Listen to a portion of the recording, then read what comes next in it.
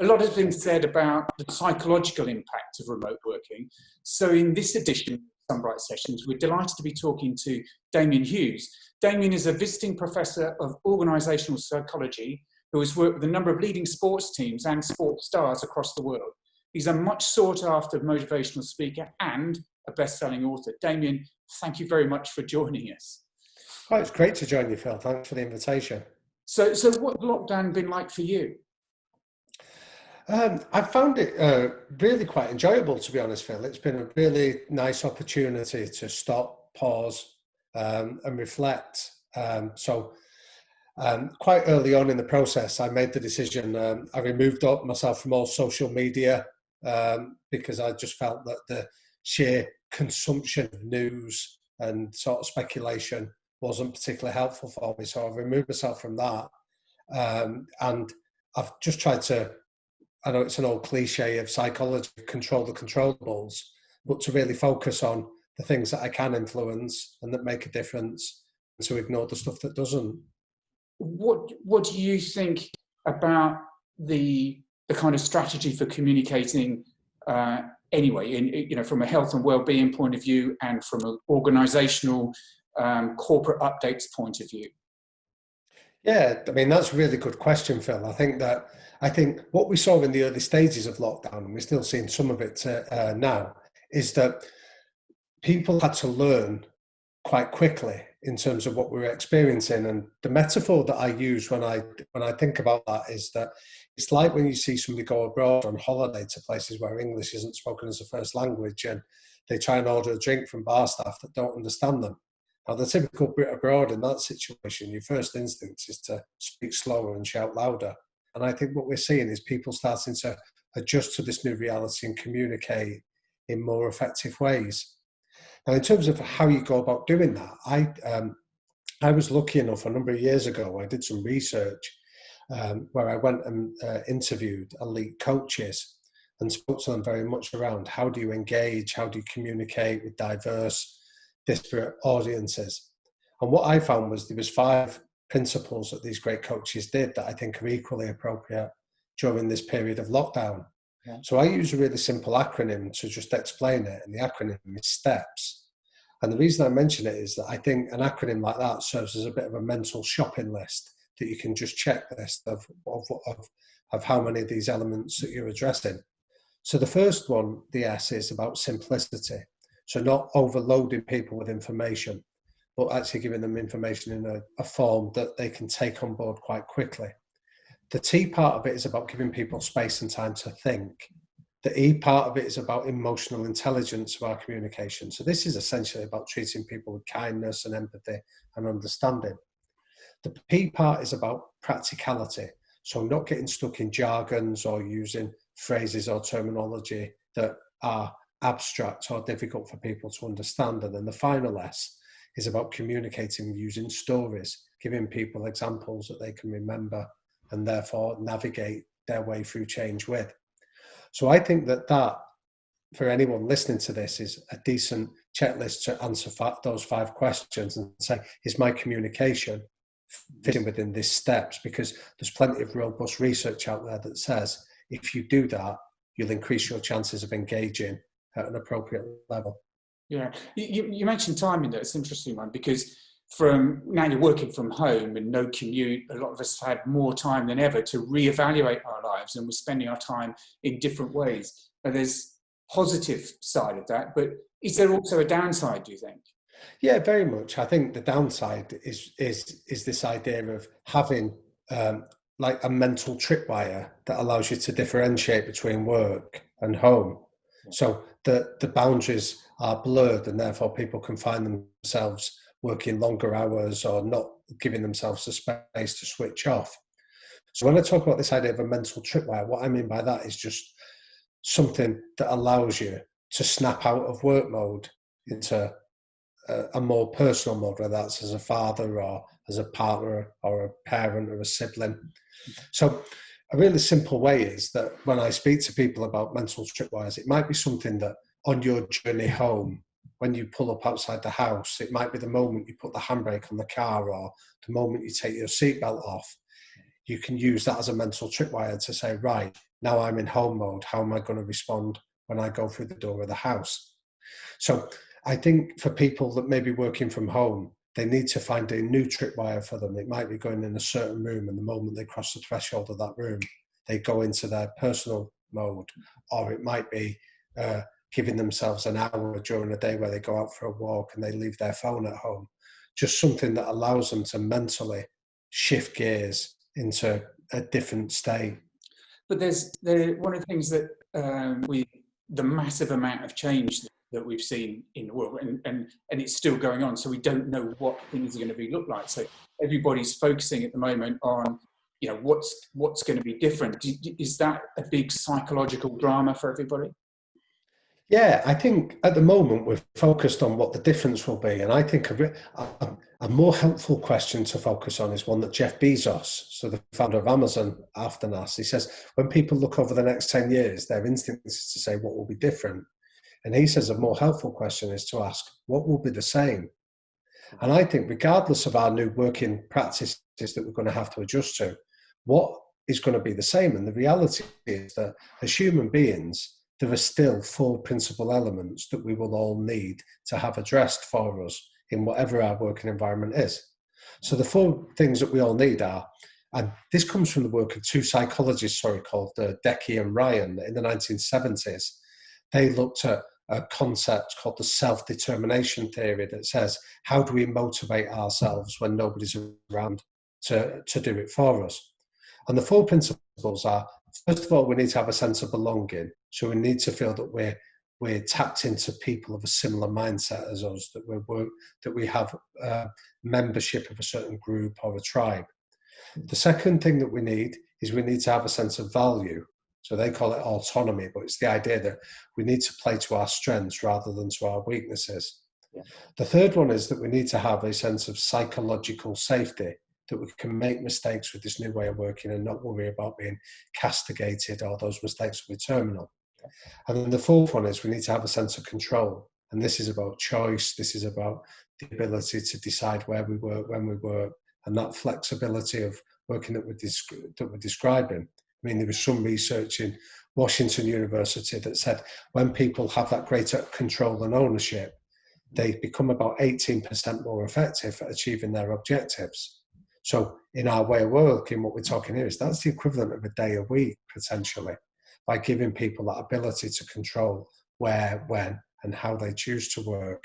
So I think by addressing what will stay the same, I think there's some huge opportunities for people to come out of this even stronger than ever. What are the kind of characteristics you see as most important in those that are going to be the leaders and the survivors, not just the survivors, those that are going to thrive in the new environment? So from a leadership point of view, I think it's helpful to think about it in terms of there's 2 things that people look for in leaders. They look for transparency and they look for consistency. So tell me what your standards are, what your values, how you choose to behave, and then just apply those standards and do so consistently. So I think what's going to be really interesting in this lockdown as people start to come out of it is people will see how their leaders have behaved when they've come under real pressure. Because pressure doesn't create character, pressure reveals character. So if you've acted with kindness and decency and understanding during this, people will remember that. Similarly, if you've been short-term and myopic in your view, people will remember that as well. So I have a friend that at the start of this lockdown, his bosses called him in to make him redundant from his job. And when they asked whether they would put him on a furlough to potentially give him a chance to just weigh up his options, they refused. Now, the point for organisations like that is the rest of the organisation has seen the relatively unfair and unkind manner in which they've treated him. So that memory now is the pressure of this has revealed their characteristics. So I often say this to leaders of organisations that will say that go out there when times are good. One of their common phrases is that people are our greatest asset. And then when the economy takes a downturn, what's the first area they look to make cost-cutting reductions? In the same people they told us that are their greatest asset. So it doesn't make sense what they're effectively saying, what subtext of their message is that people are our greatest asset as long as they hit our numbers. But when they're not, we regard them as easily dispensable, which isn't as, which doesn't play as well to your audience, but is actually a more honest statement. So I think that those leaders that have demonstrated the organizational values and the behaviors that they want people to remember, they've been revealed during this period. Now, for anyone that's listening to this film that might go, we haven't behaved as well as we possibly could have done, or we haven't done as well, there is still cause for optimism, because there's something called the Ebbinghaus curve of forgetting. So the way, what we know is when we remember events, so when we think about this period of the pandemic, we'll remember it based on how we felt at the start, how we felt at the end, and how we felt at the best or the worst moment during it. They're the three things that will tend to stick in our memory in the years to come. So for leaders, I'd encourage you to think about how are you going to come out of this pandemic, demonstrating the behaviours and the characteristics that you espouse in your organisation. Okay, there's been a lot of discussion about virtual communications. You know, everything is going online. There are online trade shows, online conferences, and so on. Whilst we're forced to adapt quickly and embrace virtual versions of what you could call normal life, with varying degrees of success, how much do you think this is going to change us forever going forward? It's a really interesting question. I think that I think there will be some things that will change from it, and that's why I would caution against this rush to return to what people are describing as normal. Yeah. I think this has been an opportunity to really reflect on what are the best bits out of this, what are the bits that we can adopt easily and incorporate them into our new ways of working. And this is where maybe it leads us to greater flexibility in terms of our attitude to working from home. Or so if you think of all the great seismic shifts that have happened in our life, whether this is technological shifts, whether it's social changes, whether it's personal changes, they've often happened when people have changed their model of how we perceive it. So I'll give you an example. That there's the work of a guy called Theodore Levitt, who wrote a paper in the 1960s called Marketing Myopia. And what he said is that marketing myopia is where people only think that what they're working on is the thing they're working on. So the example he uses is he talks about the kerosene industry. So at the end of the 19th century, if you were in the kerosene industry, you were like the Bill Gates or the Jeff Bezos of your day. You were the wealthy industrialists, because everyone needed kerosene to light gas lamps. And when those leaders were being interviewed, they spoke about being in the kerosene industry. By the 1930s, though, the kerosene industry had basically fallen through the floor because Thomas Edison had come along at Menlo Park and identified mass electricity. Now, what Theodore Levitt's paper, Marketing Myopia, says is, if the kerosene industry leaders would have regarded themselves as being in the illumination industry, they could have been at the vanguard of being investing in Thomas Edison and the work he was doing to create a new future for them. So I think that those that are stuck in that myopia of assuming that workplace is about bringing everybody under one roof and having to work in one specific location are potentially at risk of the marketing myopia lessons of actually seeing that we can adapt quickly and efficiently to new ways of working. Yeah, because people, we're a naturally a herd animal. We crave social interaction. Do you think that's going to change when we open the doors to our shops, our factories, our offices again? What's that social interaction going to look like? Well, I think social interaction, as you say, it's hardwired into us. So one of, like, evolutionary psychologists will give you a lot more detail on this than I'm capable of. But the essence of their point is that we are pack animals. We like to hunt in packs. So that's hardwired in civilization all the way through, from religion through to football teams via Facebook and every other method that we have. We're constantly finding ways of connecting with like-minded people to us. So that will still exist. Human nature is remarkably innovative in finding ways of connecting. And I think whatever the new norm will be, connection, those that enable us to connect, whether that's remotely, whether it's in person, whether it's just to feel some sense of belonging to an identity of a brand, they're the ones that are inevitably going to thrive in the new normal. Yeah. And that connectivity is about message and content. You know, we're seeing a much greater drive now back to what do we need to say, who do we need to say it to, and what do they, and most importantly, what do they need to hear? And that seems to be changing the game again, going back to very targeted and focused communication rather than just keeping in touch. Scattergun, yeah. They use a technique in the military field that they're called the commander's intent, because in military settings, like what we're experiencing now, the kind of change is amplified and the speed of it is so much greater. So one of the famous sayings in the military is that your plans are only as good as your first contact with the enemy. Yeah. So you're not able to script every possible scenario that you're likely to face, but they give their soldiers a framework that everybody is going to be working along the same lines on.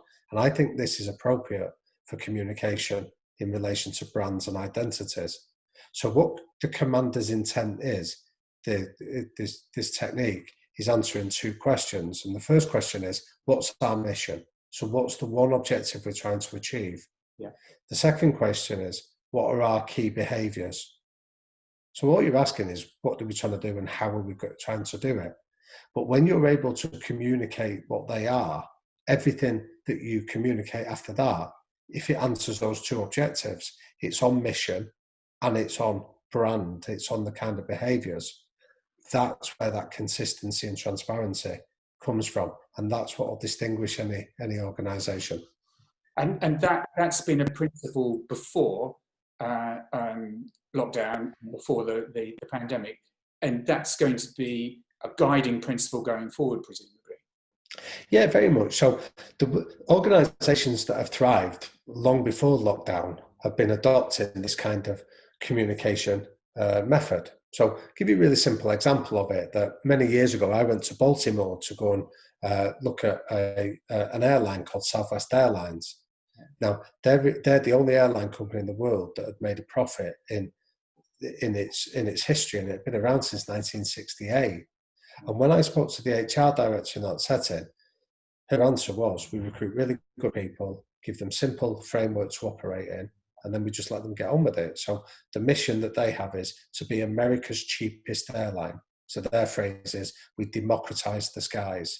Yeah. Their behaviors, they call them freedoms. They say you're free to have fun, you solve problems on the spot, but you be authentic and yourself. You don't try and fit some kind of corporate identity. They're the three things that they demand. And then they just let people get on and do it. And the success that they've had as an airline is testimony.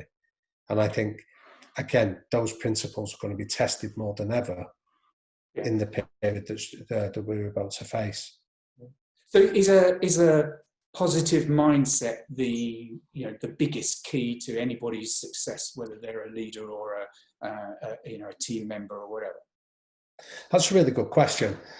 Rather than say a positive mindset, I'd prefer to reframe it and say I think an optimistic mindset is far more effective than just being positive. So I think when people assume that you're being positive, it's almost like Dr. Pangloss, where you can be faced with the biggest disaster and you think it's amazing. And I think for some people, that feels a little bit false or disingenuous. I think optimism is a slight variation on that says you acknowledge that things can be tough and be hard, but you assume that they will get better. Yeah. So the work on optimism has been probably like the founding father of it is a psychologist called Dr. Martin Seligman, who's at Penn State University. And he's, for the last 40 odd years, he's been doing research on this that says optimism is good for your business, it's good for sales, but equally it's good for your health and well-being and length of life as well. So optimism is about, he talks about what the keys to avoid or that can stop optimism are what he calls the 3 Ps. Yeah. So he talks about when we're confronted with difficulties, we make it personal. We assume that we didn't win the business because they don't like us.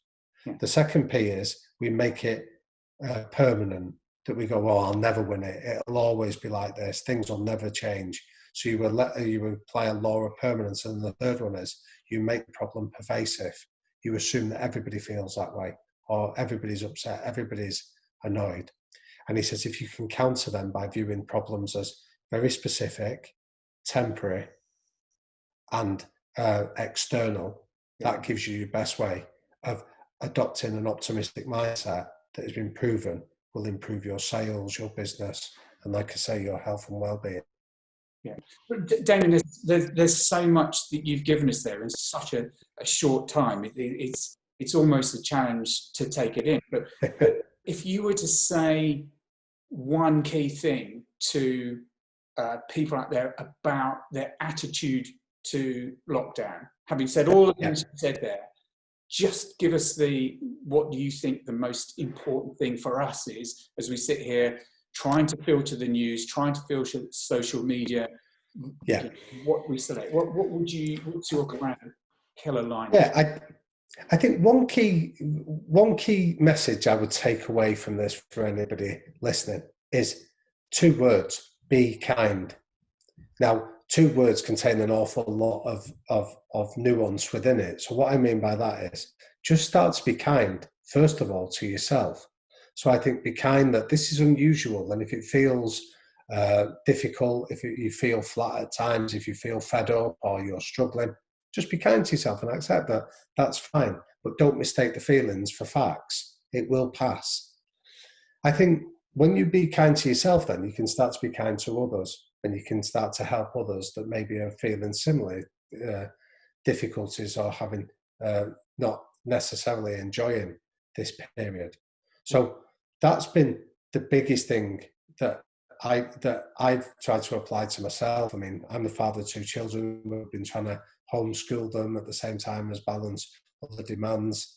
And quite early on, we were sort of really coming up against it. And I spoke to a teacher friend of mine that passed on that same advice. He said, just be kind to yourself. You're doing the best you can with what you've got where you are. And I think when you start to do that, it leads to a level of acceptance, and it gives you the springboard to go on and respond rather than react. Okay. Well, to wrap this up, Damian, it's been very kind of you to take part in this discussion in this session, and there's so much to get your teeth into there, with books to read, points to be made. So I'm really grateful. Thank you very much for giving us your time. It's been an honour. I appreciate you inviting me, Phil, and thank you for such thoughtful, incisive questions as well. Okay. Well, thank you for saying that. You're very kind. Thank you, Damian. Bye. Cheers, mate.